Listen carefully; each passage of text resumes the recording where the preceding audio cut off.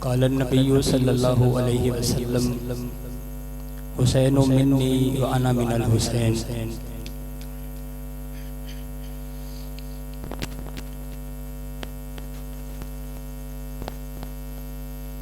اشتہار پہ کانفرنس کا عنوان ہے مظلوم کربلا رضی اللہ تعالی عنہ۔ برادرم احسان صاحب فاروقی، ان کے بھائی، ان کے والد گرامی، مرکزی جمعیت اہل حدیث یوتھ فورس حلقہ امام ابن قیم کے ذمہ داران، خاص طور پر جناب قاری خالد محمود امرتسری صاحب، ان کی یہ محنتیں، یہ کوششیں لائق تحسین ہیں۔ ہم دعا کرتے ہیں اللہ تعالیٰ ان کی اس محنت کو، محبت کو اپنی بارگاہ میں قبول فرما کے ذریعہ نجات بنائے۔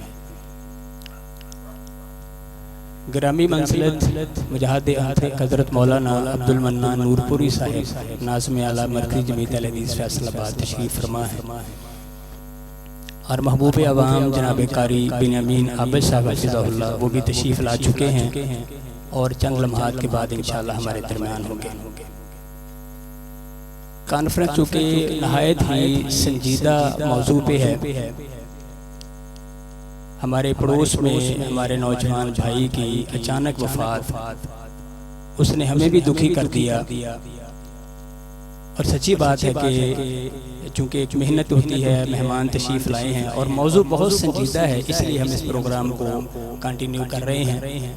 تو اگر پروگرام کسی اور نوعیت کا ہوتا تو یقیناً ہم اس کو یہیں پہ وائنڈ اپ کر دیتے۔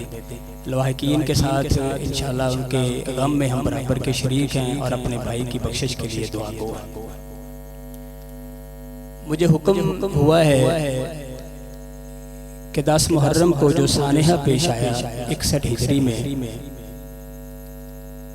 نواسہ رسول سیدنا امام حسین رضی اللہ تعالیٰ عنہ کی شہادت کا، اس سے کچھ سبق اپنے لیے اور آپ احباب کے لیے، جس کو اگر الفاظ میں عنوان دیا جائے تو ہم یوں کہہ سکتے ہیں کہ ہاں ہم بھی حسینی ہیں۔ حضرت حسین رضی اللہ تعالیٰ عنہ کے ساتھ محبت، عقیدت، ہر مسلمان اس کا دعویٰ کرتا ہے، اپنے رنگ میں محبت کا اظہار بھی کرتا ہے۔ ہم بھی اپنے آقا کے نواسے کے ساتھ محبت کے اظہار کے لیے یہاں پہ جمع ہیں،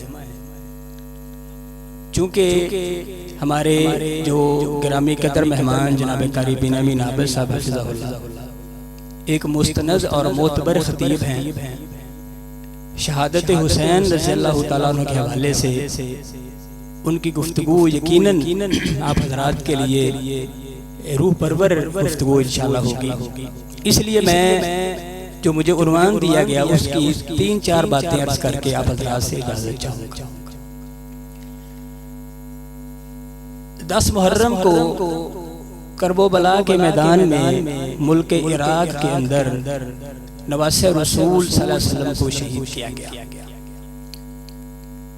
مسلمان سیدنا حسین رضی اللہ تعالیٰ عنہ کی شہادت کے تذکرے کو سنتے ہیں، اپنے دوستوں میں بیان کرتے ہیں، اجتماعات منعقد کیے جاتے ہیں جو یقیناً ان کے ساتھ محبت کی ایک صورت،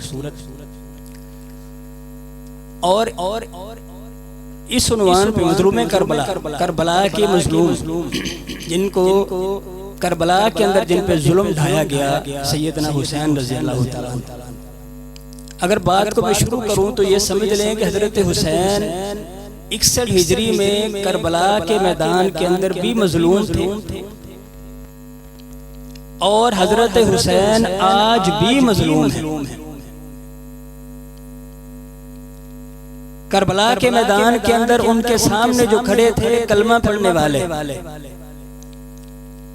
ان کے سامنے جو کھڑے تھے کربلا کے اندر جتنے دن حضرت امام نے گزارے، حضرت امام نماز کی امامت فرمایا کرتے تھے، اور حضرت امام کے ساتھی بھی ان کے پیچھے نمازیں پڑھتے تھے، اور جو قاتل پارٹی کے لوگ تھے وہ بھی ان کے پیچھے نمازیں پڑھتے تھے۔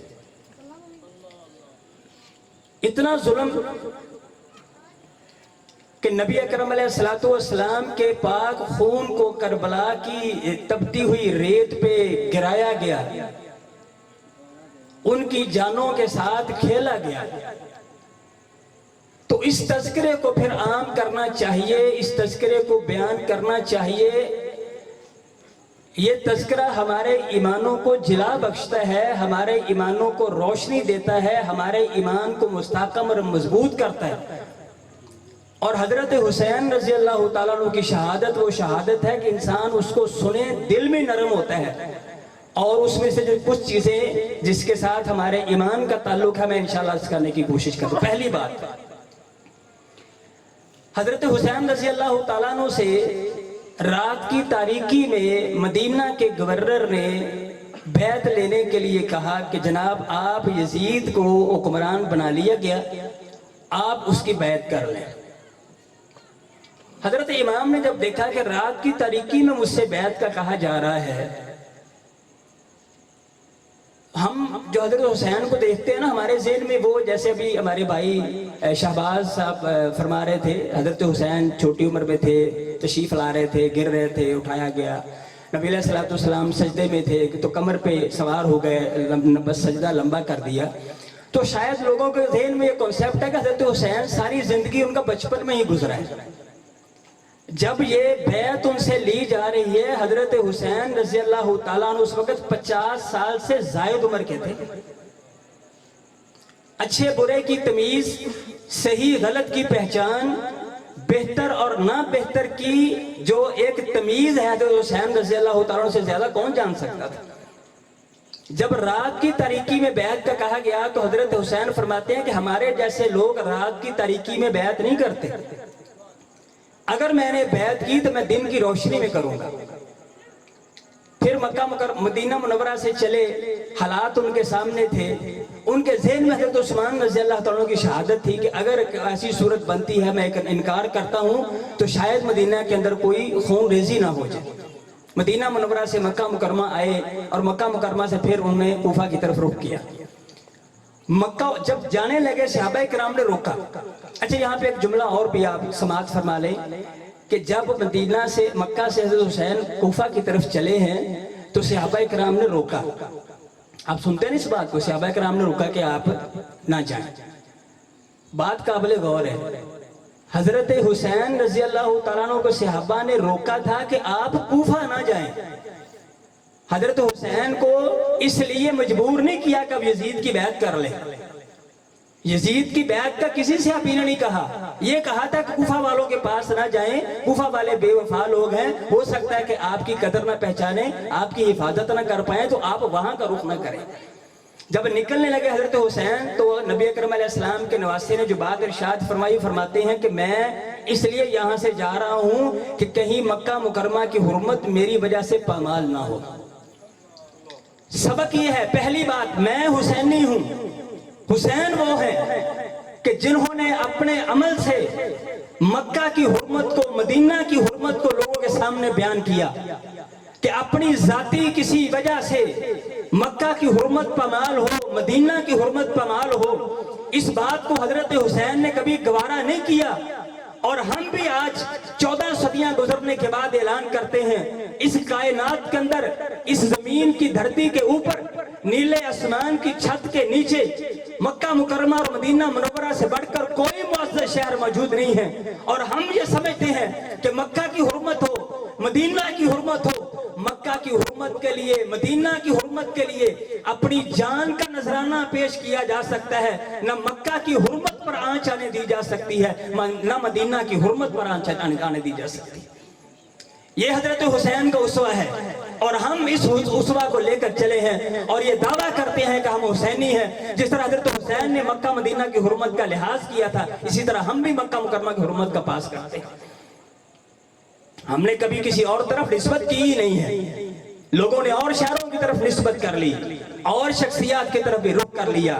یہ درویش لوگ ہیں کہ جنہوں نے مکہ کے سوا کسی شہر کو نہیں دیکھا، جنہوں نے مدینہ کے سوا کسی شہر کو نہیں دیکھا، اور جب اطاعت کی باری آئی ہے تو مدینہ والے تاجدار کے علاوہ کسی اور شخصیت پہ ہماری نگاہ جا کر ٹھہرتی نہیں. پہلی بات. دوسری حضرت حسین کی سیرت سے جو بات نکلتی ہے، حضرت حسین نے کیا فرمایا تھا؟ ہم رات کی تاریکی میں بیعت نہیں کرتے، اگر میں نے بیعت کی تو دن کی روشنی میں بیعت کروں گا۔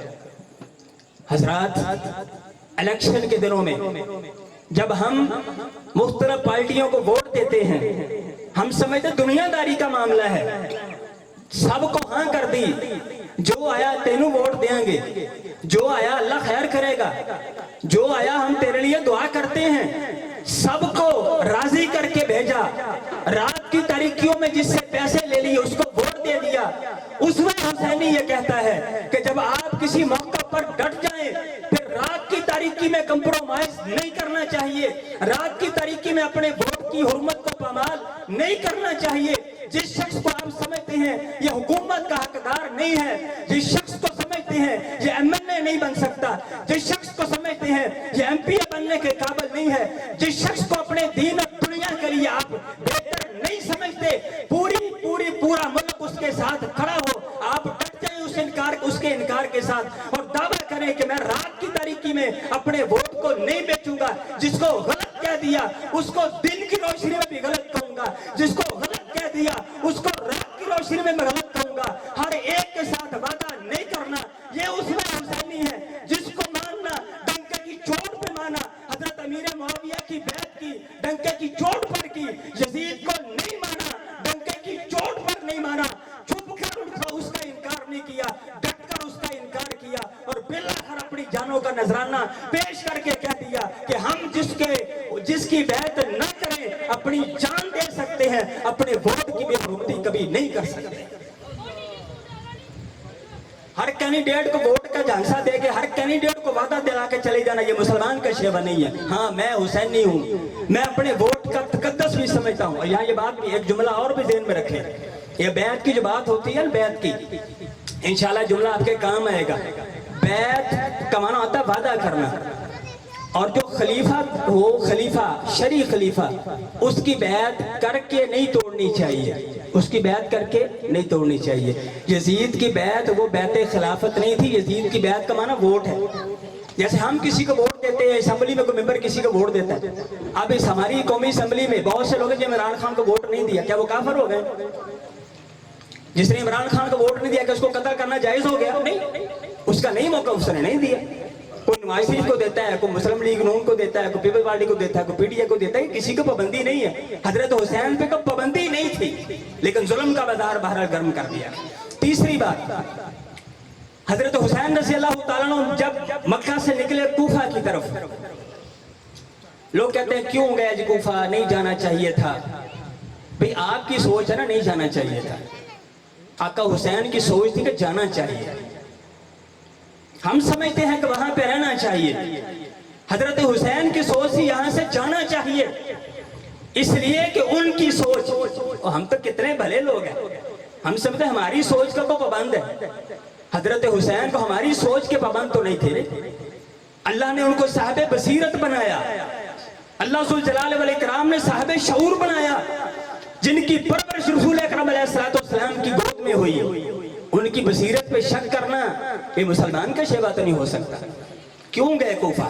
تیسری بات، میں حسینی ہوں، مجھے حضرت حسین کی سیرت بتاتی ہے کہ حضرت حسین کے سامنے نبی اکرم علیہ السلام کے فرامین تھے۔ سرکار نے فرمایا تھا 60 ہجری میں حکومت ایسے نوجوانوں کے ہاتھ میں آ جائے گی جو حکومت کو کھلواڑ بنا کے رکھ دیں گے۔ حضرت ابو ہریرہ اس 60 ہجری کے دور سے اللہ کی پناہ مانگا کرتے تھے۔ حضرت حسین کے ذہن میں حدیث تھی کہ میرے بابا حضرت علی المرتضی رضی اللہ تعالیٰ عنہ، انہوں نے اپنے غلام کے سامنے ایک بات کا اظہار کیا تھا جب کوفہ والے سائیڈ پہ مقام نینوا پہ پہنچے تھے، تو حضرت علی رضی اللہ عنہ نے فرمایا تھا اے ابو عبداللہ صبر کرنا، یہ فرات کے کنارے صبر کرنا۔ غلام کہتا ہے کہ آقا یہاں پہ حضرت حسین تو موجود نہیں ہے، آپ نے بات کیسے فرما دی؟ فرمایا میں رسول اکرم علیہ السلام کی خدمت میں حاضر تھا، سرکار علیہ السلام نے مجھے یہ بات بتائی کہ مجھے جبریل نے بتایا کہ میرے اس بیٹے حسین کو فرات کے کنارے شہید کر دیا جائے گا، میں نے وہ فرات کا کنارہ دیکھا تو میرے ذہن میں وہ بات یاد آ گئی مجھے، اور میری زبان سے نکلا کہ حسین جب یہاں پہ تجھ پہ ظلم کیا جائے گا تو صبر کر۔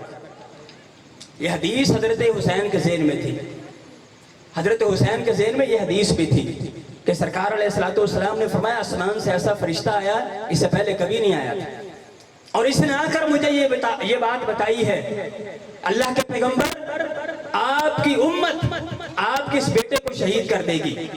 اور اس فرشتے نے اس زمین کی مٹی کو نبی علیہ السلام کے سامنے پیش بھی کیا۔ حضرات گرامی، حضرت حسین کے سامنے حدیثیں تھیں کہ سرکار علیہ السلام شہادت کی پیشین گوئی فرما رہے ہیں، اور شہادت بھی فرات کے کنارے کی بات کر رہے ہیں۔ 60 ہجری گزر چکا، 61 ہجری کا آغاز ہونے والا، 60 ہجری اپنے اختتام کی طرف، فتنوں کی بات سرکار اب ارشاد فرما گئے، شہادت کی پیشین گوئی سرکار نے ارشاد فرما دی۔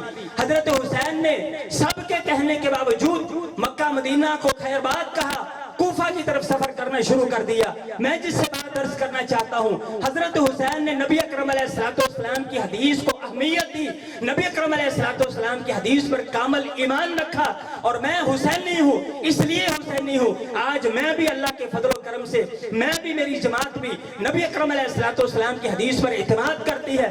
جہاں پہ سرکار ارشاد فرما دے، ہم اس کام کو کرنا اپنے لیے ضروری سمجھتے ہیں۔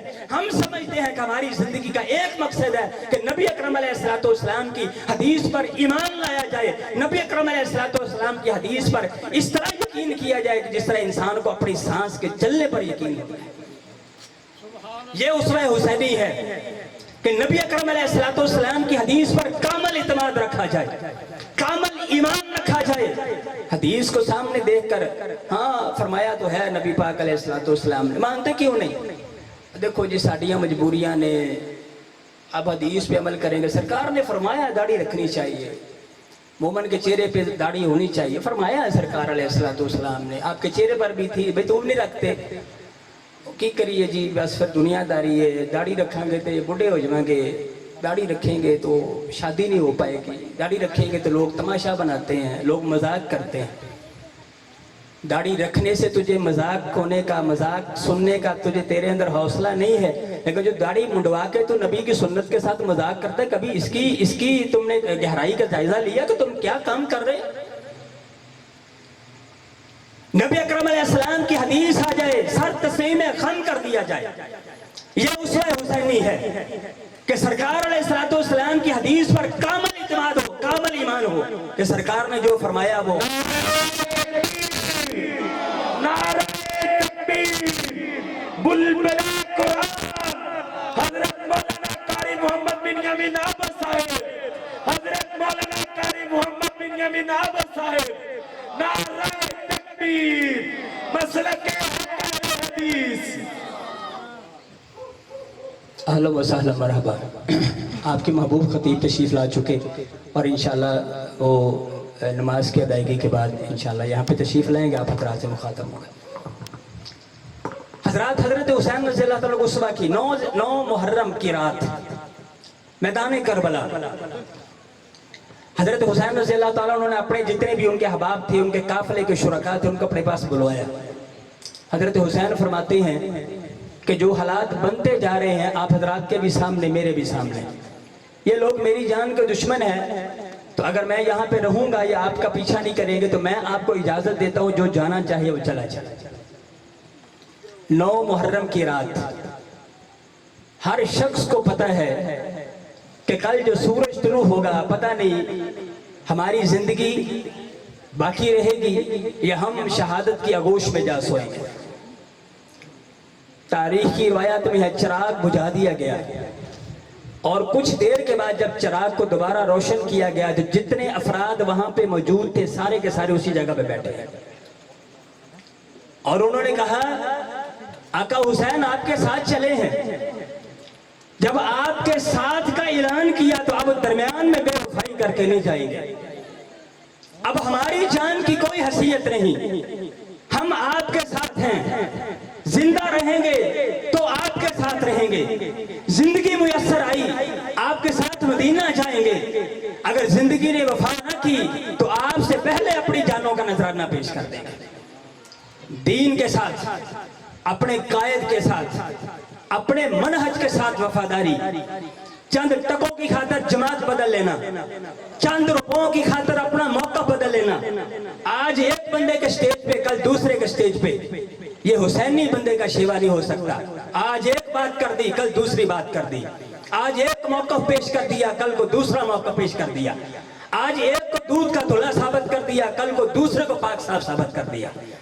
मोमिन का मौका एक होता है, जान की मोमिन परवाह नहीं करता, ये उसवे हुसैनी है। ये मुझे हजरत हुसैन ने सिखाया कि दोस्तों के साथ बेवफाई नहीं की जाती। हालात अच्छे बुरे आते रहते हैं, दिन बदलते रहते हैं, खुशगवार दिनों में हाथों में हाथ डाल के चलना, और थोड़े से हालात खराब हों तो फिर आंखें फेर लेना, एक मुसलमान का शेवा नहीं। 9 मुहर्रम की रात हजरत हुसैन ने अपनी बहन सैयदा ज़ैनब से फरमाया, मेरी बहन, जुमला एक हजरत हुसैन का, अगर पल्ले बांध रहे अल्लाह की कसम मर्दों की औरतों की जिंदगी बदल जाए। हजरत हुसैन फरमाते हैं, बहना, कल जो सूरत हाल नजर आ रही है वो इतनी अच्छी नहीं है। हो सकता है कल तुझे इस मैदान में लाशें नजर आए, तुझे अपने भाई का लाशा भी नजर आए। औरतें जरा सब्र करने में थोड़ा सा उनको तरद्दुद का मुजाहरा करना पड़ता है, सब्र थोड़ा सा मुश्किल होता है, तबीयतें हसास होती हैं। तो हजरत हुसैन फरमाते हैं, बहना ज़ैनब, अगर कल को ऐसी सूरत हाल सामने आए तो फिर मेरी वफात पर, मेरी शहादत पर वैसे सब्र करना जैसे सैयदा फातिमा ने नबी पाक अलैहिस्सलाम की जुदाई पे सब्र करके दिखाया था। बेसब्री का एक जुमला जुबान पर न डाला। और फिर 10 मुहर्रम के सूरज ने देखा, मुबालगा, लोग कहते मुबालगा हो गया, लोग इसको दास्तान, अब तुम ना दास्तान बनाओ, इतना तो बताओ ना कि 72 लोगों को ज़िबा कर दिया गया मैदान करबला के अंदर। आज किसी घर के अंदर 5 जनाजे, खुदा, अभी हमारे भाई की वफात हुई है, आपका भी दिल भी दुखी, हमारा दिल भी अफसरदा है, और उन घर वालों की क्या कैफियत होगी जिस घर के अंदर एक चारपाई एक मैयत पड़ी हुई है। चंद लम्हात पहले वो इंसान जीता जागता अपने घर वालों की आंखों का तारा, और आज वो उसकी रूह परवाज कर गई चंद लम्हात के बाद। जरा आंखें बंद करें, तसव्वुर करें ना करबला के मैदान का, कि वहां पे 1 2 3 4 5 10 नहीं 72 लाशें पड़े हुए, और वो 72 कि जिनकी रगों में रसूल अकरम अलैहिस्सलाम का खून गर्दिश करता था। उनमें जवान अली अकबर भी मौजूद है, उनमें हजरत अली का बेटा अबू बकर भी मौजूद है, हजरत अली का फर्जंद उमर भी मौजूद है, हजरत अली का बेटा उस्मान भी मौजूद है, हजरत हसन का बेटा अबू बकर भी मौजूद है, हजरत हसन का बेटा उमर भी मौजूद है, हजरत हसन का बेटा उस्मान भी मौजूद है, और हजरत हुसैन का बेटा अबू बकर भी मौजूद है, हजरत हुसैन का बेटा उमर भी मौजूद है। जवान अली अकबर की लाश और 50-55 साल का बूढ़ा हुसैन, जरा तसव्वुर करें अपने बेटे के लाशे को उठाकर जब लाया होगा उसके दिल पे क्या बीती। लेकिन तारीख शाहिद है कि हजरत हुसैन ने अपनी जुबान से एक जुमला बेसब्री का नहीं कहा। मैं हुसैनी होने का दावा इसलिए करता हूं कि हमें सबक मिला उनकी सीरत से, और हम आज अपने अहलो अयाल को भी नसीहत करते हैं, अपने आप को भी इस बात का पाबंद करते हैं, अगर दुख मुसीबत तकलीफ आ जाए उस पर वाह बेला नहीं करना चाहिए, सब्र का मुजाहरा करना चाहिए। ये उसवे हुसैनी है। 10 मुहर्रम और हजरत हुसैन रज़ी अल्लाह तआला अन्हु ने एक ऐसा मंजर पेश कर दिया कि शायद इससे पहले आसमान की निगाहों ने ऐसा मंजर ना देखा हो। 10 मुहर्रम नौजवानों के, जवानों के, बूढ़ों के और नबी पाक की ज़ियारत करने वालों के, नबी पाक के पाक घराने से तल्लुक रखने वालों के लाशें खैमों में पड़े हुए, और जो बीबियां मौजूद है, किसी का खामद कटा हुआ, किसी का भाई, उसका लाशा उसके सामने, और वो सारे सबर का पैकर बनी हुई देख रही है। हजरत हुसैन के हाथों पे 6 माह का अली असगर। लोग कहते हैं दास्तान बना दी लोगों ने, लोगों को रुलाने के लिए बातें करते हैं। यार अपना दास्तान बनाएं, अपना लोगों को रुलाने के लिए बात करें, सादा सी बात कर ले। 6 माह का अली असगर, 3 चीजें मौजूद है जिससे बंदा कत्ल हो सकता था। तलवार के साथ, تیر کے ساتھ یا نیزے کے ساتھ، تینوں میں سے چلے ایک آپ کام کر لیں. ہمارے قاری صاحب یہاں بیٹھے ہیں. قاری صاحب کا بیٹا ابھی چھوٹی عمر کا ہے، اللہ تعالیٰ اس کو صحت ایمان والی لمبی زندگی عطا فرمائے، قاری صاحب کا صحیح جانشین بنائے. قاری صاحب آج رات گھر جا کے نا اپنی بیگم کو اٹھائیے گا اور اس کے سامنے ایک چھری لے کر نا اپنے بیٹے کی گردن پر رکھیے گا، پھر مجھے بتائیے گا کہ آپ کی بیگم کا ریئیکشن کیا ہے. جو آپ کی زوجہ آپ کے سامنے اونچی آواز میں بات نہیں کرتی، آپ اس کے بچے کے گلے کے پاس چھری رکھے باپ ہونے کے باوجود آپ کی اس بات کو برداشت نہیں کرے گی، آپ کے ہاتھ کو پکڑ لے گی کہ آپ میرے نور نظر کے پاس چھری لے کے آ گئے. اس سبا دیکھے حسین کا، مظلوم کربلا نے اپنے ہاتھوں پہ 6 ماہ کا علی اصغر اٹھایا ہوا اور انہی ہاتھوں میں اس بچے کے گلے میں آ کے تیر لگا.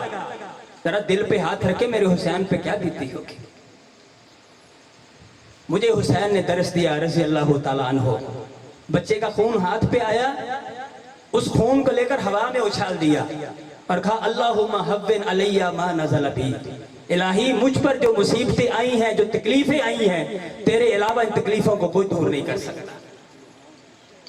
ہم حسینی ہیں کہ ہم غمی میں، خوشی میں، مصیبت میں، تکلیف میں، ہم جب بھی اپنے ہاتھوں کو اٹھاتے ہیں اپنے رب کے سامنے اٹھاتے ہیں. ہم جب بھی اپنے سر کو جھکاتے ہیں اپنے رب کے سامنے جھکاتے ہیں. ہمارا ایمان ہے تکلیفوں کو آسانیوں میں بدلنے والا صرف عرش والا مالک ہے. اللہ کے علاوہ نہ کسی کی طرف سے تکلیف آ سکتی ہے، اور اللہ کے علاوہ دنیا کے اندر کوئی کسی کی تکلیف کو دور بھی نہیں کر سکتا. اور آخری بات، 10 محرم عصر کا وقت، حضرت حسین تنہا میدان میں، یہاں پہ جو دل جلے ہیں نا، دل جلے، وہ دلوں کو جلاتے. میں نے پہلے کہا حسین رضی اللہ تعالیٰ عنہ 61 ہجری میں بھی مظلوم تھے، حسین آج بھی مظلوم ہے. وہ کہتے ہیں جی دیکھیں وہ حضرت حسین کا واقعہ بیان کرتے ہیں، ذرا بتائیے کہ حضرت حسین کے خلاف جب فوج کھڑی تھی اس فوج میں سے قتل ہونے والوں کے نام بتائیے. یہ بڑے بڑے سکالر ان پوائنٹس کو اب سوشل میڈیا پہ اچھالتے ہیں. بتائیے جی کون کون شہید ہوا تھا قاتلوں جو دشمن کی فوج تھی. میں نے ایک جگہ پہ لکھا، میں نے کہا بھئی یہ تو بتا نا کون کون مرا تھا، کیونکہ تو قاتلوں کے ساتھ کھڑا ہے. مجھ سے پوچھ کہ حسین کے ساتھ کون کون شہید ہوا، کہ میں حسین کے ساتھ کھڑا ہوں. جو جس کے ساتھ کھڑا ہے اس کے مقتولوں کا بتائے نا، میں دشمن کے مقتولوں کا کیا بتاؤں کون کون قتل ہوا تھا. اس قدر بے حسی. وہ جی جب کہیں، میں نے ایک مولوی صاحب سے کہا، میں نے کہا یار آپ 10 محرم کو، وہ 2-3 سال پہلے 10 محرم کو جمعہ آیا تھا، 2-4 سال پہلے. میں نے کہا یار حضرت حسین کی شہادت کو بیان کرو. مجھے کہنے لگا یار فروقی صاحب بات یہ ہے یزید بے قصور تھا. میں نے کہا یار سوال گندم جواب چنا. میں نے کہا ہے تو حسین کی شہادت پہ جمعہ پڑھاؤ، تو کہہ رہے یزید بے قصور تھا. میں نے یزید کی تو بات ہی نہیں کی. اگر تو اس کو بے قصور بھی سمجھتا ہے، نعمان بن بشیر کو معزول کر دیا پھر بھی بے قصور ہے، ابن زیاد کو لا کے مسلط کر دیا پھر بھی بے قصور ہے، اور اس نے حضرت حسین کے جو قاتل تھے شمر کو، اس کو اس نے کوئی سزا نہ دی پھر بھی بے قصور ہے. اس نے ابن سعد کو کچھ بھی نہیں کہا، اس کا کورٹ مارشل تک نہ کروایا پھر بھی بے قصور ہے. اس نے ابن زیاد کو معزول تک نہ کیا پھر بھی بے قصور ہے. اس نے جو قاتل تھے، نامزد قاتل تھے، ان کے ساتھ کوئی برا سلوک نہ کیا، کوئی سزا نہ دی پھر بھی بے قصور ہے. اگر تو مکہ مدینہ پہ حملہ کرنے کے بعد بھی یزید بے قصور ہے، بھائی تو بے قصور مان نا، اس کو بے قصور مان کے سائیڈ پہ کر دے. حسین کی شہادت کا ذکر تو کر.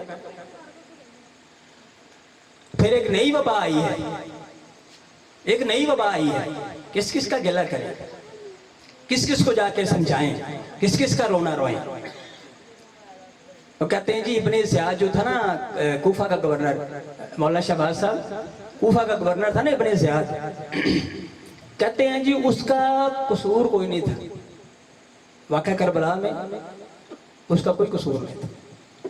وہ تو چاہتا تھا صلح ہو جائے، وہ تو چاہتا تھا صلح ہو جائے، بس لوگوں نے صلح نہیں ہونی تھی. اچھا اس نے کہا جی جو نا عمر بن سعد ابن سعد جو کمانڈر تھا فوج کا، جس نے پہلا تیر چلایا تھا حسین کے رضی اللہ تعالیٰ عنہ کے قافلے کی طرف، ان کے لوگوں کی طرف، کہتے ہیں قصور اس کا بھی کوئی نہیں تھا، قصور اس کا بھی کوئی نہیں تھا. اس لیے وہ دل سے چاہتا نہیں تھا، اس کی مجبوری تھی، وہ چاہتا نہیں تھا، بس اس سے ہو گیا نا، قصور اس کا بھی کوئی نہیں۔ اچھا اس نے کہا قصور شمر کا بھی کوئی نہیں، شمر کا بھی کوئی قصور، اس نے کیا ہی کچھ نہیں، کوئی صحیح سند کے ساتھ ثابت نہیں ہے کہ شمر نے کوئی کام کیا ہو۔ میں نے کہا یار تو دھکا بھی دیتا ہے، ہاتھ بھی تھامتا ہے، صاف چھپتے بھی نہیں، سامنے آتے بھی نہیں، سیدھی بات کرنا، تو کس کے ساتھ کھڑا ہے؟ 5 سال پہلے تو یزید کا دفاع کرتا تھا، 5 سال بعد ابن زیاد کا کرنا شروع ہو گیا، پھر تم نے ابن سعد کا بھی کر لیا، پھر تو شمر کا بھی دفاع کرنے پہ آ گیا، کہتا ہے یہ لوگ بے قصور ہے، بتا تو صرف قصوروار کون ہے، اپنے دل کا بہت سامنے رکھ، پھر کھل کے بتانا تو کس کے ساتھ کھڑا ہے۔ ابھی 2-4 سال اور گزریں گے تو واقعہ کربلا کا بھی انکار کر جائے گا۔ اللہ جزا دے قاری بنیامین عابد صاحب کو، ان کے اور رفقا کچھ ہمارے نوجوان خطیب ہیں جو گلی گلی اس لیے تذکرہ پھیلا رہے ہیں تاکہ آنے والی نسل کے ذہنوں میں باتیں رہیں، کبھی اور بھی چور بیٹھے ہوئے ہیں جو اس واقعے کو لوگوں کے سامنے بیان کرنے سے لوگوں کو روکیں گے بھی، اور ایسی ایسی باتیں کریں گے لوگ حسین کی شہادت کو بھول جائیں گے۔ لیکن یاد رکھیے قیامت کی صبح تک حضرت حسین کی قربانی کو فراموش نہیں کیا جا سکے گا۔ خیر بات کہیں اور چلے گئی۔ 10 محرم حضرت حسین تنہا ہے، جسم زخموں سے چور ہے، کہا کہ میں نماز پڑھنا چاہتا ہوں، نماز کا ٹائم ہوا، میدان کے اندر نماز شروع کر دی۔ حسین کو ماننے والا وہ ہے جو غمی میں، خوشی میں، مسرت میں، فرحت میں، اپنی ہر حالت میں نماز کو نہیں چھوڑتا، جو اپنی نماز کو قضا نہ کرے وہ حسینی ہے، جو اپنی نماز کا اہتمام کرے وہ حسین کو ماننے والا ہے، جو حسین کا نام لے کر نماز کی پرواہ نہ کرے اس کا حسین کے ساتھ کوئی تعلق نہیں ہے رضی اللہ تعالیٰ عنہ۔ اور جب حضرت حسین کے ساتھ ان بدبختوں نے دیکھا کہ اب حالات موافق ہیں، حضرت حسین کو جب انہوں نے شہید کیا تو حضرت حسین رضی اللہ تعالیٰ عنہ کی زبان پہ ایک جملہ تھا، وہ جملہ ہمارے عقیدے کا جملہ ہے، ہمارے منہج کا جملہ ہے، اور اس منہج کے بنیاد پر، اس جملے کی بنیاد پر ہم پورے وثوق کے ساتھ ہم اپنے سینے پہ ہاتھ رکھ کے اللہ کا شکر ادا کر کے کہتے ہیں کہ اللہ کے فضل سے ہم حسینی ہیں۔ حضرت حسین نے کیا فرمایا تھا؟ حضرت حسین نے فرمایا تھا الہی تیری رضا پہ میں راضی ہوں، تیری رضا پہ میں راضی ہوں، یا رب لا الہ سوا کا، الہی جو تو نے فیصلہ کیا حسین راضی۔ حسین نے اپنے جوان بیٹوں کے لاشوں کو اٹھایا، حسین پھر بھی راضی۔ حسین نے اپنے پورے کنبے کو ذبح کروا دیا، حسین پھر بھی راضی۔ حسین کو اس بے آب و گیا جگہ پہ بے یار و مددگار چھوڑ دیا گیا، حسین پھر بھی راضی۔ حسین نے اپنے تئیں جو کر سکتا تھا الہی میں نے تیرے لیے کیا، اور میری زندگی کا آخری جملہ یہی عقیدہ حضرت حسین کا، یہی منہج حضرت حسین کا، اور یہی منہج آج ہم لیے بیٹھے ہیں، یا ربی لا الہ سوا کا، الہی تیرے علاوہ کوئی مشکل کشا نہیں ہے، تیرے علاوہ کوئی حاجت روا نہیں ہے، تیرے علاوہ کوئی سجدے کے لائق نہیں ہے، تیرے علاوہ کوئی نظر و نیاز کے لائق نہیں ہے۔ اگر تجھے الہ سمجھا جائے، الہی میں آخری وقت اعلان کرتا ہوں لا الہ سوا کا، تیرے علاوہ کوئی معبود حقیقی نہیں ہے۔ اور آج ہم بھی اس بات کا اعلان کرتے ہیں، ہمارا منہج بھی وہی جو حضرت حسین کا منہج تھا، ہمارا عقیدہ بھی وہی حضرت حسین کا عقیدہ تھا۔ اس کائنات کے اندر کوئی شخصیت ایسی نہیں ہے جو انسان کی مشکلوں کو حل کر سکے، اگر کائنات کے اندر اپنے بندوں کی مشکل کو حل کرتا ہے تو عرش والا رب حل کرتا ہے۔ یہ ہمارا منہج ہے، یہ ہمارا عقیدہ ہے، اور یہ عقیدہ ہمیں حضرت حسین نے کربلا کے میدان میں دیا۔ آئیے حضرت حسین رضی اللہ تعالیٰ کی سیرت کو پڑھیے، حضرت حسین کی سیرت کو سنیے، حضرت حسین کی سیرت کو سنائیے، اپنے بچوں کو حضرت حسین کی سیرت سے آگاہی دیجیے کہ ان کی زندگی سے روشنی ملتی ہے، ان کی زندگی سے زندگی گزارنے کا طریقہ آتا ہے، ان کی زندگی سے شجاعت ملتی ہے، ان کی زندگی سے وفاداری ملتی ہے، ان کی زندگی سے حدیث کے ساتھ محبت ملتی ہے، ان کی زندگی سے حدیث پہ ایمان کامل ملتا ہے، ان کی زندگی سے عقیدہ توحید ملتا ہے۔ وآخر دعوانا الحمدللہ۔